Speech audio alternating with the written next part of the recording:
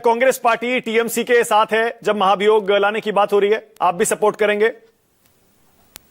मानक जी नमस्कार। सबसे पहले तो दो चीजें इधर पे, ये एसआईआर का मुद्दा, ज्ञानेश कुमार का मुद्दा सबसे पहले तो कांग्रेस ने उठाया है, तो ये तो टीएमसी हमारे लाइन पे आ रहे हैं, इसलिए समझना पड़ेगा आपको कि हम लोग कांग्रेस किसी को फॉलो नहीं करता है, कांग्रेस के पीछे इन लोग को आना पड़ता है। क्योंकि देखिए दो चीज है, मैं संजय जी का बात सुन रहा था, संजय जी जो चीज बोल रहे हैं, ये जो तानाशाही सरकार है ना, इस सरकार को लाने वाला एक मुद्दे पे टीएमसी भी था। क्योंकि 2011 में जब हम लोग टीएमसी का साथ लेके बंगाल में सरकार किए थे और यूपीए के पार्ट ये टीएमसी था हमारे साथ, इन्होंने हमारा यूपीए छोड़ा, इन्होंने मनमोहन सिंह के खिलाफ नो कॉन्फिडेंस मोशन लाया। तो उसके बाद से तो 2014 के बाद से तो बीजेपी आया है ना। ये ममता जी जो बोलते रहते हैं, मैं दो चीज बोलूंगा, ये सेंटर से जो स्टेट को फंडिंग जो होता है उसमें आप देख लीजिए 2014 तक, 2011 से 2014 तक ममता जी का एक स्टेटमेंट आप देखिएगा कि उन्होंने जितना काम बंगाल में किया था वो अगली 20 साल में कोई कर नहीं पाएगा। तो वो सरकार कौन था? कांग्रेस का सरकार था। आज जो 100 दिन का काम, जो मनरेगा लेके जो हम लोग बात करते हैं, जो लेके आज तृणमूल रास्ते पे आया है, वो तो कांग्रेस का ध्यान था, मनमोहन सिंह जी और सोनिया जी ने लाया था। तो उसमें जो फंडिंग होता था वो तो कांग्रेस का था, लेकिन उन लोग को उस टाइम पे दिक्कत था कांग्रेस से।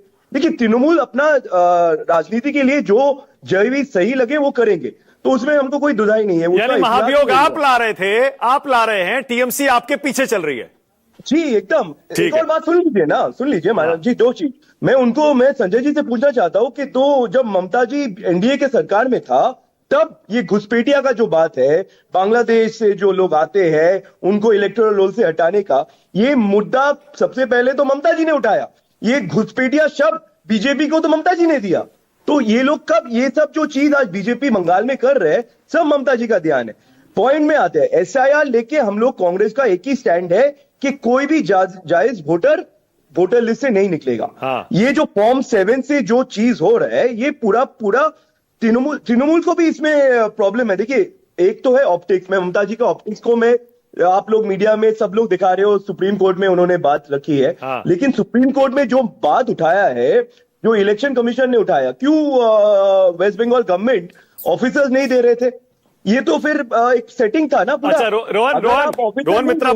रोहन मित्रा भाई, देखिए के शर्मा ने यूं अपना हाथ अपनी ठोड़ी के नीचे लगाया और मुस्कुराते हुए आराम से आपको सुन रहे हैं, क्योंकि आप तो बीजेपी का ही काम कर रहे हैं भाई, उनको कुछ बोलने की जरूरत ही नहीं है। आप ही दोनों आपस में एक दूसरे से उलझे हुए हैं। मनोज जी देखिए, मेरे को बीजेपी क्या करे उससे मेरे को क्या फर्क पड़ता है? देखिए हम लोग, आप लोग को समझना पड़ेगा, मीडिया और सबको समझना पड़ेगा, कांग्रेस और टीएमसी एक नहीं है। हाँ। तो ये बात आप लोग को लगता है कि इंडी जोत ये वो, लेकिन कांग्रेस बंगाल में टीएमसी के साथ 2011 के बाद नहीं है। हम लोग लड़ रहे हैं टीएमसी के खिलाफ, आप देखिएगा ना, कल तो मीटिंग भी हो गया, सारी सीटों पर लड़ रहे हैं ना चुनाव अकेले। हाँ, सारी सीटों पर हम लोग तो कभी बोले ही नहीं थे कि टीएमसी के साथ हम लोग जाने वाले थे। सारी सीटों पर अकेले लड़ रहे हैं बंगाल में, एकदम लड़ रहे हैं। ठीक है, एकदम लड़ रहे हैं। अच्छा एक चीज और रोहन मित्रा, एक चीज और बताइए, टीएमसी ने आपको 2 सीटें ऑफर की थी, ऐसा सुनने में आ रहा है। माफ करिए, मुझे हंसी छूट गई। 2 सीटें ऑफर की थी क्या आपको टीएमसी ने, और इसी वजह से आप लोग ज्यादा गुस्से में कि हमको 2 सीटों लायक समझाए बंगाल में कांग्रेस को ममता बनर्जी ने? सर ये तो आपके पास सोर्सेज होंगे, हमारे पास तो नहीं है ऐसे सोर्सेज। और अगर देखिए बात तो वही है ना कि आप दिखा दीजिए ना, 2011 के बाद तृणमूल ने 2 सीट दिए, 5 सीट दिए और कांग्रेस ले लिया। कहीं देखे एक मुद्दा तो दिखा दीजिए कि हम लोग टीएमसी के साथ एक भी अलायंस किए हैं क्या? अच्छा तो ये बताइए ना, चीफ इलेक्शन कमिश्नर पर महाभियोग लाने में आप दोनों साथ हैं या नहीं है? आपस में ही लड़ रहे हैं आप तो? हम लोग तो बंगाल में लड़ रहे हैं टीएमसी के खिलाफ, हम लोग 2011 में लड़े, 11 के बाद से हम लोग लड़ रहे हैं टीएमसी के खिलाफ। तो बंगाल में एसआईआर सही हो रहा है, गलत हो रहा है? बंगाल में एसआईआर गलत हो रहा है, इसमें तो कोई दोहरा ही नहीं है। हम लोग बंगाल में सरकार बदल रही है, नहीं बदल रही है? एकदम बदल लेगी। ठीक है, बंगाल में कौन जीत रहा है फिर?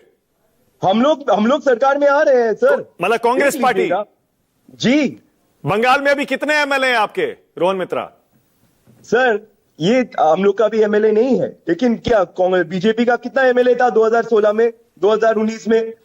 तो एक चीज का परिवर्तन नहीं हो सकता है क्या? आप डेमोक्रेसी, और अगर डेमोक्रेसी का जो पहलू होता है तो आप तो बोल रहे हो कि पॉलिटिकल पार्टी कहीं लड़ना ही नहीं चाहिए। नहीं बिल्कुल लड़ना चाहिए। नहीं एक सेकंड, मैं देखिए आपका मजाक नहीं उड़ा रहा था, मैं सिर्फ ये कह रहा था जमीनी सच्चाई को देखना चाहिए। आपका एक भी एमएलए बंगाल में नहीं है, आप कह रहे ममता बनर्जी हारेंगी और कांग्रेस पार्टी सरकार बनाएगी, जबकि बंगाल में अभी लोकसभा चुनाव में ममता बनर्जी ने अपने खोई हुई जमीन वापस भी हासिल की है और बीजेपी वहां मुख्य विपक्षी पार्टी बन चुकी है। मनोज जी लास्ट आप कहीं नहीं है ना लेफ्ट कहीं है।